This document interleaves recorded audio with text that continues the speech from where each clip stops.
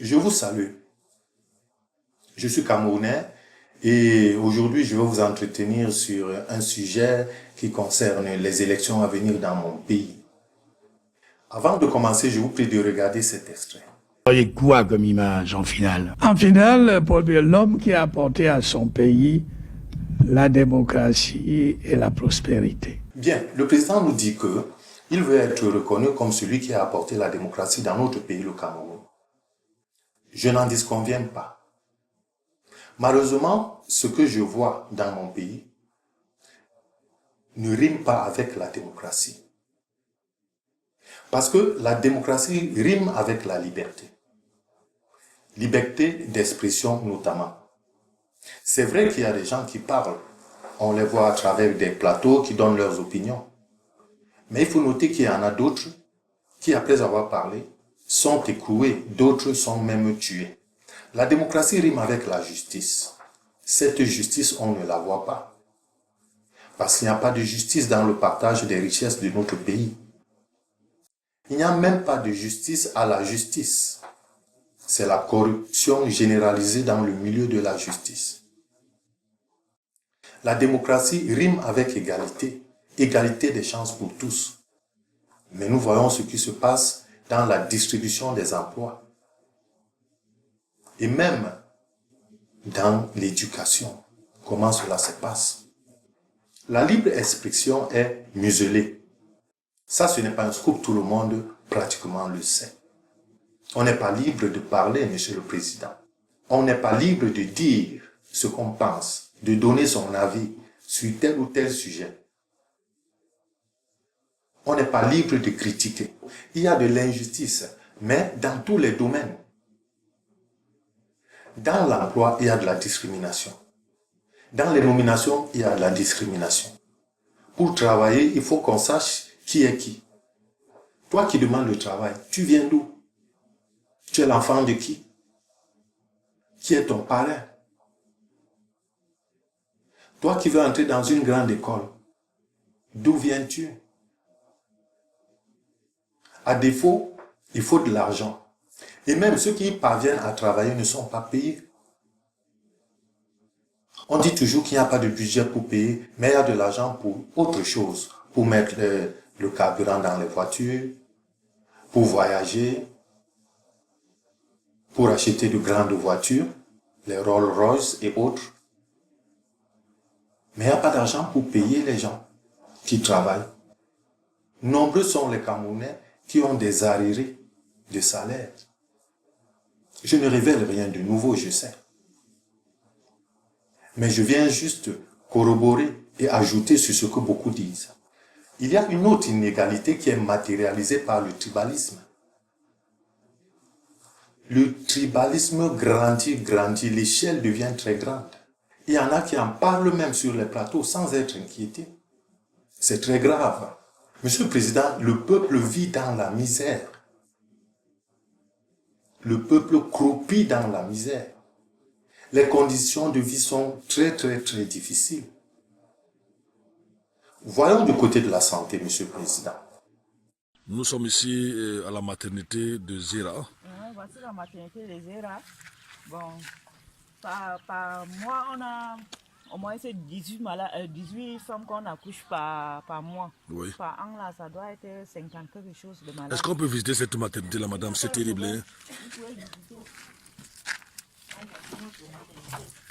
Voici la maternité d'un centre de santé au Cameroun. Oui, c'est là qu'on accouche nos femmes. Madame, ça, ce sont des bambous. C'est des bambous, on doit faire comment? Hein? Ça, vous appelez, c'est même pas un lit, vous avez fabriqué ça, je ne sais pas comment. On a fabriqué, madame, on fait avec, parce que comme le centre, le district nous est pas donné, on doit faire comme ça, on doit faire comment? On nous envoie travailler, on doit faire comment?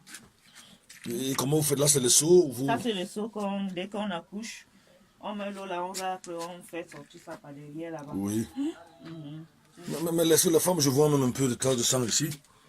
Ça qui est déjà sec en bas là. Oui.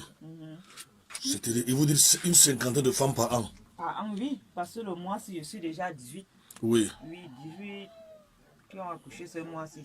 Oui. Demain le 31, non, on ne sait pas, peut-être il y aura encore 2 ou 3. Des fois, on fait 3 accouchements par jour. Est-ce que le ministre de la Santé est au courant que les femmes accouchent sur les bambous encore au Cameroun et dans le Grand Nord? Le ministre de la Santé, je ne sais pas, parce qu'ils sont là. Ils sont là en haut, nous on est là, on souffre. C'est nous qui sommes sur le terrain que nous on souffre. Ils ne nous voient pas.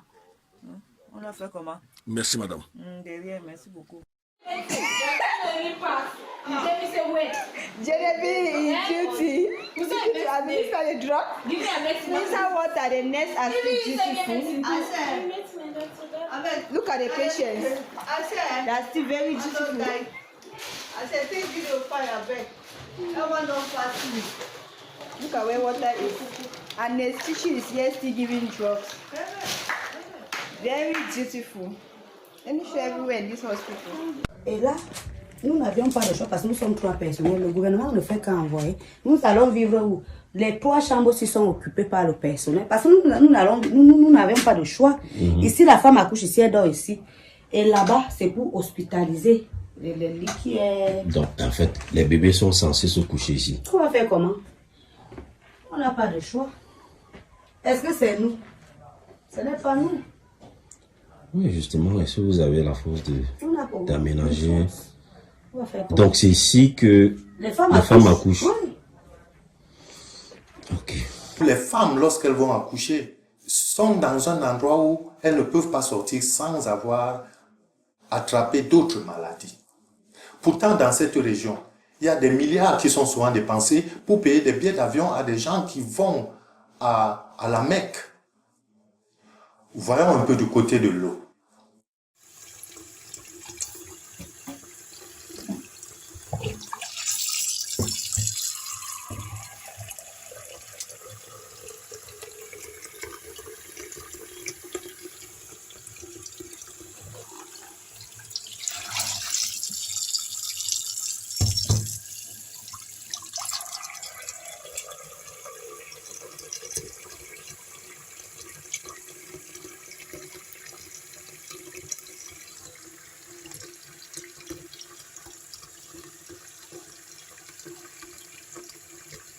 Trouvez-vous normal, Monsieur le Président, que des êtres humains puissent boire cette eau dans notre pays en cette année 2025? Des dizaines et des dizaines d'années après les indépendances. Avec tous les moyens que nous avons. Vous avez dit vous-même dans un discours que vous ne comprenez pas pourquoi les autres pays évoluent alors qu'ils ont moins de moyens que nous. Voyons du côté de l'énergie. Ah, ça tombe à pic. C'est comme ça que nous vivons, Monsieur le Président. Il n'y a pas d'électricité. On coupe l'électricité quand on veut, ça revient quand on veut. Là, présentement, c'est parti. On n'a pas besoin d'exposer le manque à gagner de tous ceux qui ont besoin d'électricité pour travailler. De tous les dégâts que ce manque d'électricité peut causer dans les ménages. Parce que parfois, cette électricité manque pendant 4 jours. Dans les villes, ne parlons même pas des villages. Ah, c'est revenu. Voyons du côté de l'éducation. Je vous présente l'école publique de Kérin-Figuil, où nous sommes en train de construire un bâtiment de 2 salles de classe. Comme vous le constatez, voici l'école. C'est une école publique. Donc je vous laisse découvrir une salle de classe avec moi ensemble. Venez, là-bas. Là, je suis en train d'ouvrir la salle de classe. On l'a fermée parce que c'est le week-end. Donc si on laisse comme ça, les ânes vont venir détruire. Donc c'est pour cela que les élèves sont allés chercher les épines fermées là-bas. C'est une barrière. Donc, voilà.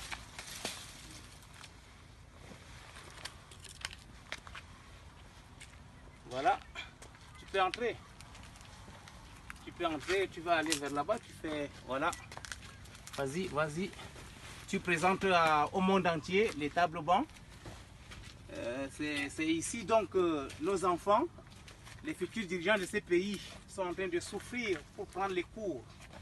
Donc vous-même vous constatez dans quelles conditions. Et partout dans le Grand Nord, je vous dis partout, 90%, je ne peux pas abuser s'il faut que je le dise, hein, des écoles sont comme ça dans le Grand Nord. C'est inadmissible en tout cas de toutes les façons. Donc le responsable ici, c'est l'État. Qui dit État dit gouvernement. Donc voilà. Nous sommes au lycée bilingue pilote de Figuil. Venez avec moi, nous allons découvrir notre lycée ensemble.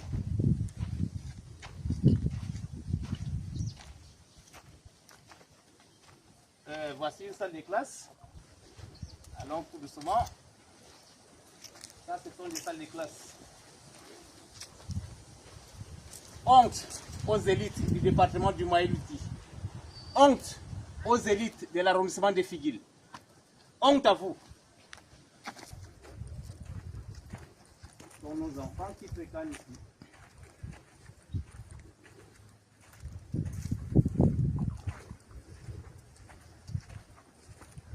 Voilà.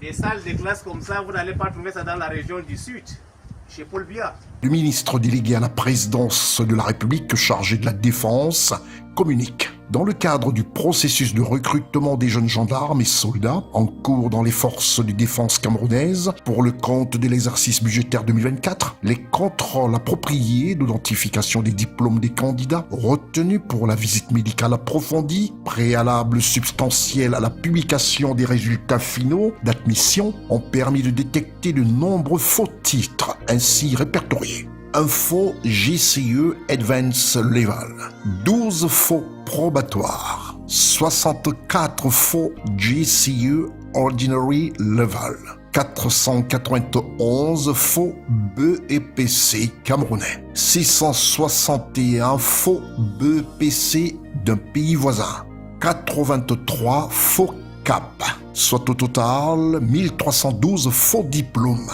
Chiffre en légère hausse par rapport aux résultats d'une opération similaire qui avait permis en 2022 d'écarter 929 individus des rangs à l'entrée définitive dans les forces de défense camerounaises. Les dossiers des faussaires détectés ont été tous écartés des listes.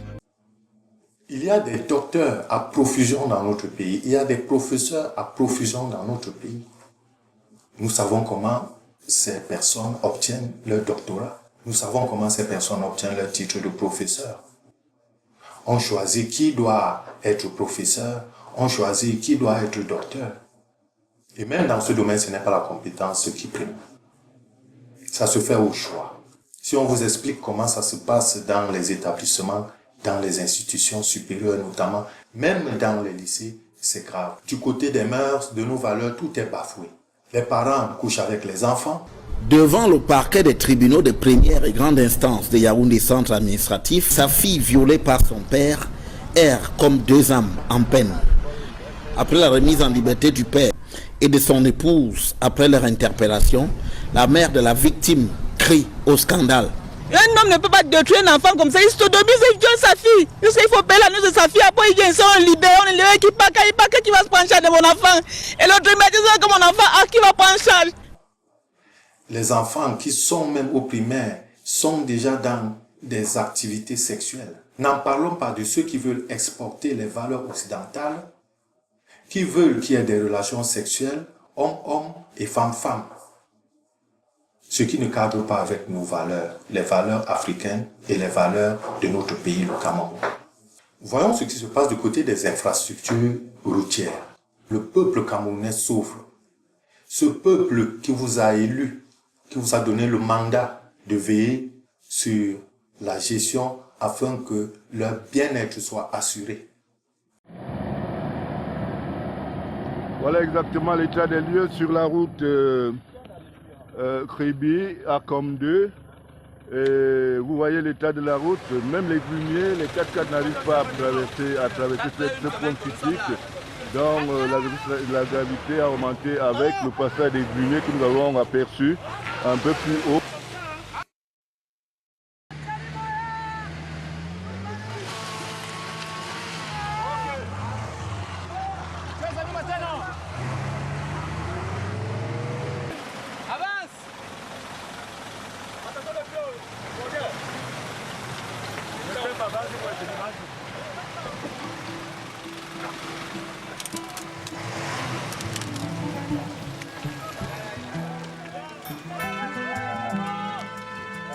Voilà les situations dans lesquelles ce peuple doit vivre tous les jours. Et cela dure depuis des années et des années. Moi, je suis d'Union Ekele. Depuis les indépendances jusqu'à maintenant, près de 75 à 80 ans, la route n'est pas goudronnée. Si on faisait 100 km de goudron chaque 10 ans, on aurait débordé toute cette zone pour atteindre d'autres régions. Et il n'y a rien qui puisse justifier le manque de routes goudronnées dans cette région.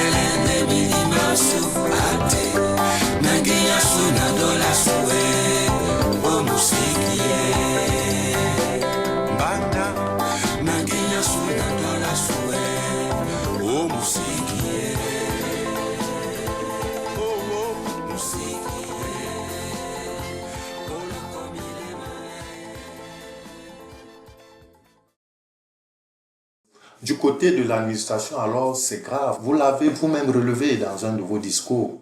Vous avez dit qu'il y a des gens qui font tout pour avoir le matricule de la fonction publique. Et une fois qu'ils ont reçu ce matricule, ils partent rester au quartier.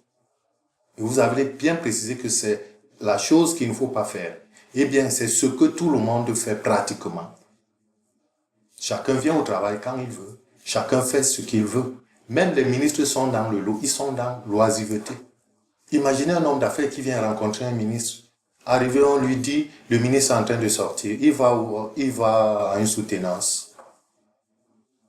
Le ministre va inaugurer une boutique. Les ministres sont-ils déjà là pour inaugurer des boutiques?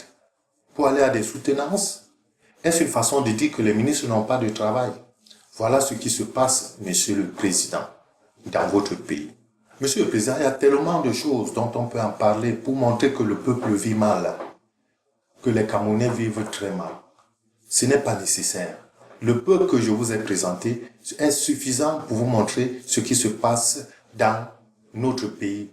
Et c'est comme ça dans tous les domaines, même dans ceux que je ne vous ai pas présentés. Il y a des scandales partout, des scandales de gestion partout.